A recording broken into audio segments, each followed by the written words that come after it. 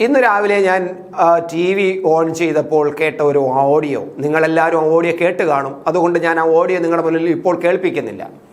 ഒരു പാർട്ടി നേതാവ്, പാർട്ടിയുടെ മുൻ ഏരിയ കമ്മിറ്റി, CPM-ന്റെ മുൻ ഏരിയ കമ്മിറ്റി സെക്രട്ടറി ആയിരുന്ന ഒരു VR സജി എന്ന് പറയുന്ന ഒരാൾ, ഒരു പാർട്ടി അനുഭാവിയും പാർട്ടി സ്നേഹിയുമായ ഒരു പ്രവർത്തകനെ തല്ലും എന്ന് ഭീഷണിപ്പെടുത്തുന്ന ഓഡിയോ ആണ് കേട്ടത്. നിന്നെ തല്ലേണ്ട സമയം കഴിഞ്ഞിരിക്കുന്നു, നീ കുറേ കാലമായിട്ട് നിന്റെ കാര്യങ്ങൾ ഞാൻ അറിയുന്നുണ്ട്, നീ കൂടുതലൊന്നും സംസാരിക്കണ്ട എന്നൊക്കെ പറഞ്ഞ് സംസാരിക്കുന്നത്. അപ്പോൾ ഇയാൾ പറയുന്നുണ്ട്, ഇപ്പുറത്ത് നിൽക്കുന്ന സാബു എന്ന് പറയുന്ന ഒരാളാണ്. ആ സാബു പറയുന്നുണ്ട്, ഇല്ല സഖാവ്, ഞാൻ പറയുന്നതെല്ലാം കേൾക്കൂ, സഖാവിന് കാര്യങ്ങൾ മനസ്സിലാകാത്തത് കൊണ്ടാണ് ഞാൻ പറയുന്നത്, നിങ്ങൾ കേൾക്കൂ എന്ന് പറയുമ്പോൾ അദ്ദേഹത്തിന് കേൾക്കാൻ മനസ്സില്ല, കേൾക്കാനുള്ള ക്ഷമയില്ല. ഒരു പാർട്ടി പ്രവർത്തകനോ അല്ലെങ്കിൽ പാർട്ടി അനുഭാവിയോ അല്ലെങ്കിൽ സാധാരണ ജനമോ ആയാൽ പോലും, പാർട്ടിക്കാരനല്ലെങ്കിൽ പോലും, ഒരാൾ ഒരു കാര്യം പറയുമ്പോൾ, ആ ഫോണിൽ കൂടി പറയുമ്പോൾ അത് കേൾക്കാനുള്ള ക്ഷമ പോലും ഇല്ലാതെ അദ്ദേഹം തിരിച്ച് ഭീഷണിപ്പെടുത്തുകയും തല്ലുമെന്നും മറ്റുമൊക്കെ പറഞ്ഞ് ഭീഷണിപ്പെടുത്തുകയാണ് ചെയ്യുന്നത്. എന്തായാലും ഈ ആരാണ് ഇതൊക്കെ? ഒന്ന് ഞാൻ നേരത്തെ പറഞ്ഞു, CPM-ന്റെ മുൻ ഏരിയ കമ്മിറ്റി സെക്രട്ടറിയായ VR സജി എന്ന് പറയുന്ന ആള്. ഇപ്പുറത്ത് സാബു ആണ്. ഈ സാബു എന്ന് പറയുന്നത് 56 വയസ്സായ ഒരു പ്രവാസിയായിരുന്നു. അയാൾ നാട്ടിൽ വന്നൊരു ചെറിയ കച്ചവടമൊക്കെ നടത്തിയപ്പോൾ ജീവിക്കുന്നു. അയാൾ 63 ലക്ഷം രൂപ ഈ സജിയൊക്കെ ഭരിക്കുന്ന കട്ടപ്പന റൂറൽ ഡെവലപ്മെന്റ് കോപ്പറേറ്റീവ് ബാങ്കിൽ കൊണ്ടുവന്ന് നിക്ഷേപിച്ചു. ആ നിക്ഷേപിച്ച പണം തിരിച്ചു ചോദിച്ചപ്പോഴാണ്, കൊടുക്കാതിരുന്നപ്പോൾ ബാങ്കിലെ അധികൃതരോട് സംസാരിച്ചപ്പോഴാണ് ഈ നേതാവ് ഫോണിൽ കൂടെ ഈ തരത്തിലുള്ള ഭീഷണിപ്പെടുത്തൽ നടത്തിയത്. ഇനി ഈ സാബു ഇപ്പോൾ ജീവിച്ചിരിപ്പില്ല, അദ്ദേഹം ആത്മഹത്യ ചെയ്തു. നിങ്ങളെല്ലാം വാർത്തകൾ കഴിഞ്ഞ ദിവസം അറിഞ്ഞതാണ്. അദ്ദേഹം ബാങ്കിന്റെ മുന്നിൽ ആത്മഹത്യ ചെയ്തു. അങ്ങനെ ആത്മഹത്യ ചെയ്യാൻ കാരണം, ഈ ഭാര്യ രോഗബാധിയായി കിടക്കുന്നു, മക്കളുണ്ട്, വലിയ പ്രായമായിട്ടില്ല, 56 വയസ്സേ ഉള്ളൂ. അയാൾക്ക് ഒരു ചെറിയ കച്ചവടമുണ്ട്, അപ്പോൾ സാമ്പത്തിക പ്രശ്നങ്ങളൊന്നുമില്ല. പക്ഷേ എങ്കിൽ പോലും അത്രമാത്രം മാനസികമായി ഹലാസ് ചെയ്തത് കൊണ്ടാണ് പാർട്ടി നേതാക്കൾ നിന്നെ തല്ലും എന്ന് പറയുകയും, തലേദിവസം രാത്രി അദ്ദേഹം എവിടെയോ ആയിരുന്നു എന്ന് പറയുന്നുണ്ട്.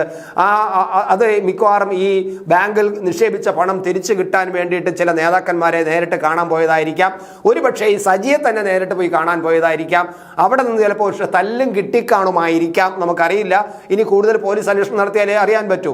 ആ തല്ലും കൂടെ കിട്ടിയ സ്ഥിതിക്ക് തല്ലുമെന്ന് ഭീഷണിപ്പെടുത്തുകയും തല്ല് കിട്ടുകയും ചെയ്തപ്പോൾ അതിൻ്റെ മാനസികാഘാതത്തിൽ അദ്ദേഹം ആത്മഹത്യ ചെയ്യുകയാണുണ്ട്. എന്തായാലും CPM-ന്റെ ഭരണത്തിന് കീഴിലുള്ള ഒരു ബാങ്കിൽ നിന്നും നിക്ഷേപിച്ച തുക, അതായത് പ്രവാസിയായി ഓസ്ട്രേലിയയിൽ കുറേ കാലം ജോലി ചെയ്ത് സമ്പാദിച്ച തുകയും ഇവിടെ വന്ന് കച്ചവടം നടത്തി ഉണ്ടാക്കിയ പണവും എല്ലാം കൂടി കൊണ്ടുവന്ന് അവിടെ ഇട്ട് കൊടുത്തിട്ട് തിരിച്ചു ചോദിച്ചപ്പോൾ വിരട്ടുകയും ഭീഷണിപ്പെടുത്തുകയും ചെയ്യുന്ന CPM-ന്റെ ഒരു നയമുണ്ടല്ലോ, CPM-ന്റെ രീതിയുണ്ടല്ലോ, അത് എത്രമാത്രം കേരളത്തിലെ ജനങ്ങൾക്ക് ഉൾക്കൊള്ളാൻ കഴിയുമെന്നും ജനങ്ങൾ CPM-നെ തിരിച്ചറിഞ്ഞു തുടങ്ങിയിരിക്കുന്നതാണ് പറയുന്നത്. എന്തായാലും ഞാനിവിടെ ഇപ്പോൾ വിധവയായി മാറിയ മേരിക്കുട്ടി, ഈ സാബുവിൻ്റെ ഭാര്യ മേരിക്കുട്ടി ഇപ്പോൾ ചികിത്സയിലാണ്. ചികിത്സ കഴിഞ്ഞ്, ഓപ്പറേഷൻ കഴിഞ്ഞ് വീട്ടിൽ റെസ്റ്റിലാണ്, വിശ്രമത്തിലാണ്. പക്ഷേ എങ്കിൽ പോലും അവർ ഇന്ന് മാധ്യമങ്ങളെല്ലാം കൂടി വളഞ്ഞപ്പോൾ മാധ്യമങ്ങളുടെ മുന്നിൽ അവർ ചില കാര്യങ്ങൾ പറഞ്ഞു. ആ കാര്യങ്ങൾ ഞാൻ അവരോട് പറഞ്ഞ ചില കാര്യങ്ങളുടെ സംക്ഷിപ്ത രൂപം ഞാൻ നിങ്ങളുടെ മുന്നിൽ വായിക്കാം. അത് നിങ്ങളൊന്ന് കേൾക്കുക കൂടി വേണം. ഈ അടുത്ത് ഒരു ആശുപത്രി കേസ് വന്നു. ഇൻഷുറൻസ് ഉണ്ടായിരുന്നു, പക്ഷേ യൂട്രസ് സംബന്ധമായ അസുഖത്തിന് 2 വർഷം കഴിയാതെ ഇൻഷുറൻസ് ലഭിക്കില്ലെന്ന് പറഞ്ഞു ശസ്ത്രക്രിയയ്ക്ക് 2 ലക്ഷം രൂപയെങ്കിലും വേണമായിരുന്നു. എൻ്റെ പേരുള്ളതും സാബുവിൻ്റെ പേരുള്ളതുമായ 3 റെസിപ്റ്റും കൊണ്ടാണ് ബാങ്കിൽ ചെന്നത്. പൈസ തരാൻ ഒരു രക്ഷയുമില്ല, നിങ്ങൾക്ക് മാസം മാസം തരാമെന്ന് പറഞ്ഞ വീതം കഴിഞ്ഞു, ഇനി നിങ്ങൾ അടുത്ത മാസം 30-ാം തീയതി വന്നാൽ മതിയെന്ന് സെക്രട്ടറി പറഞ്ഞു. അതോടെ പൈസ ഇല്ലാതെ ആശുപത്രിയിൽ പോയി. പിറ്റേ ദിവസം സാബു ചെന്നിട്ട് നടന്നില്ല. പിന്നെ കുഞ്ഞിനെ, എൻ്റെ മകളെ വിട്ടു, കൊച്ചിനെ വിട്ടു എന്ന് പറഞ്ഞ മകളെ വിട്ടു. കൊച്ചിനെ പറഞ്ഞു വിട്ടു. അമ്മയുടെ അസുഖ കേസാണ്, പൈസ തരണമെന്ന് കൊച്ചു ചെന്ന് പറഞ്ഞു. അതോടെ വൈകുന്നേരമായപ്പോൾ 40,000 രൂപയും പിറ്റേ ദിവസം 40,000 രൂപയും അടക്കം മൊത്തം 80,000 രൂപ തന്നു. പിറ്റേ ദിവസം 10 മണി ആകുമ്പോഴാണ് സാബു ബാങ്കിൽ ചെല്ലുന്നത്. ബിനോയ് എന്ന് പറയുന്നയാൾ പോടാ പുല്ലേ എന്ന് പറഞ്ഞു. പൈസ ഇപ്പോൾ ഉണ്ടാകില്ല, ഞാനാ സെക്രട്ടറി, ഞാനാ പൈസ വാങ്ങിയത്, എന്നോട് പറയാൻ സെക്രട്ടറി റെജി പറഞ്ഞു. അവർ പിടിച്ചു തള്ളിയെന്നാണ് സാബു പറഞ്ഞത്. ഇതോടെ വലിയ വിഷമത്തിലായിരുന്നു സാബു. 3 മണിക്ക് പൈസ ഇട്ട് തരാമെന്ന് അവർ പറഞ്ഞത്. 3 മണിക്ക് പിന്നെ ആശുപത്രിയിൽ നിന്ന് ഞാൻ വിളിച്ചു.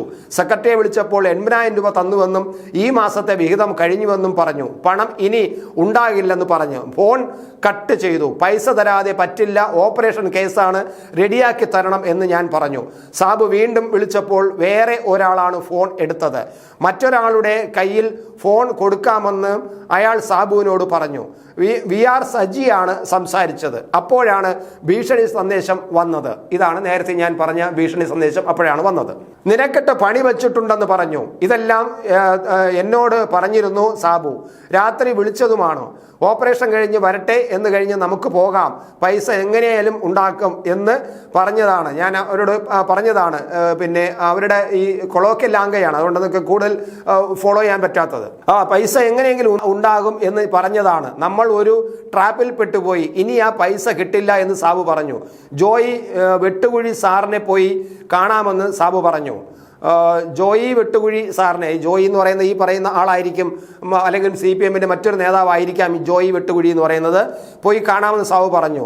നമ്മളായിട്ടൊരു സ്ഥാപനം നശിപ്പിക്കരുതെന്ന് പറഞ്ഞ് ഞാനാണ് സമാധാനിപ്പിച്ചത്. പല പ്രാവശ്യം സാബു പലരെയും കൂട്ടി പോകാൻ ഒരുങ്ങിയതാണ്. ഒരുപാട് പിടിപാടൊന്നും ഇല്ലെങ്കിലും എന്നാലും പലരെയും കൂട്ടിക്കൊണ്ട് പോകാൻ നോക്കിയതാണ്. ഞാനാണ് തടഞ്ഞത്. ഒരു ബാങ്കല്ലേ, ഇനി 14 ലക്ഷവും അതിൻ്റെ പലിശയുമാണ് കിട്ടാനുള്ളത്. പൈസ അവിടെ നിക്ഷേപിക്കണോ എന്ന് സാബു ചോദിക്കുമായിരുന്നു. സ്ഥലം വാങ്ങിക്കഴിഞ്ഞപ്പോൾ പണം എത്രയും വേഗം തരണമെന്ന് പറഞ്ഞിരുന്നു. അപ്പോൾ തന്നെ പന്തികേട് മനസ്സിലായിരുന്നു. പണം കിട്ടാൻ അത്രയും ബുദ്ധിമുട്ടിയിരുന്നു. പലപ്പോഴും മണിക്കൂറുകൾ ഇരുന്നിട്ടാണ് പണം കിട്ടിയത്. ആദ്യം ബോർഡ് മെമ്പർമാർ മീറ്റിംഗ് കൂടി 5 ലക്ഷം രൂപ മാസം തരാമെന്ന് പറഞ്ഞു. പിന്നെ 5 ലക്ഷം രൂപ വെച്ച് 1 മാസം പോലും തന്നില്ല. പിറ്റേ മാസം ചെന്നപ്പോൾ അത് നടക്കില്ല, ലോണായി മൊത്തം പുറത്ത് കിടക്കുകയാണ്, പൈസ പിരിഞ്ഞു കിട്ടുന്നില്ല എന്ന് പറഞ്ഞ് അത് കഴിഞ്ഞ് 3 ലക്ഷം രൂപ വീതം തന്ന് ഒരു വർഷം കൊണ്ട് ക്ലിയർ ആക്കാമെന്ന് പറഞ്ഞു. ജനുവരിയിൽ 3 ലക്ഷം തന്നു. ഫെബ്രുവരി മുതൽ അതും ഇല്ലെന്ന് പറഞ്ഞു. അതും കഴിഞ്ഞ് ഒരുപാട് നടത്തിച്ചു. ഒടുവിൽ 1 ലക്ഷം രൂപ വെച്ച് തരാം, അതങ്ങ് സമ്മതിക്കാൻ ബോർഡ് മെമ്പർമാർ പറഞ്ഞു. അത് ഞങ്ങൾ സമ്മതിക്കാൻ നിർബന്ധിതരായി.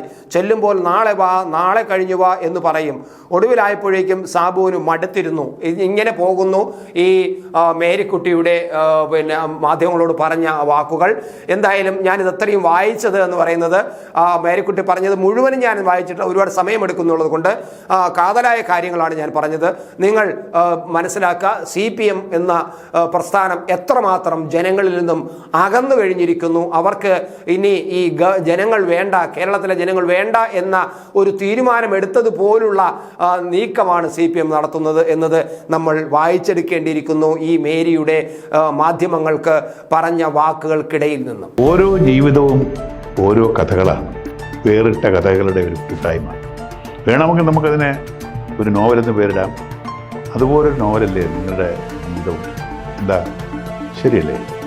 നിങ്ങളുടെ അനുഭവങ്ങൾ, കഥകൾ എന്തുമായിക്കൊള്ളട്ടെ, അത് കേൾക്കാൻ DNA ന്യൂസിലൂടെ ഞാൻ എത്തുന്നു. കഥ പോലൊരു ജീവിതം, അതിനായി ഞാൻ നിങ്ങൾക്ക് വേണ്ടി കാത്തിരിക്കുന്നു. നമുക്ക് ഒന്നിച്ച് കാണാം, കുറേ കാര്യങ്ങൾ സംസാരിക്കാം, വേദനകൾ പങ്കിടാം. നിങ്ങളുടെ വിഷയങ്ങൾ, അനുഭവങ്ങൾ അത് ഞങ്ങളെ അറിയിക്കേണ്ട വിലാസം താഴെ കൊടുക്കും.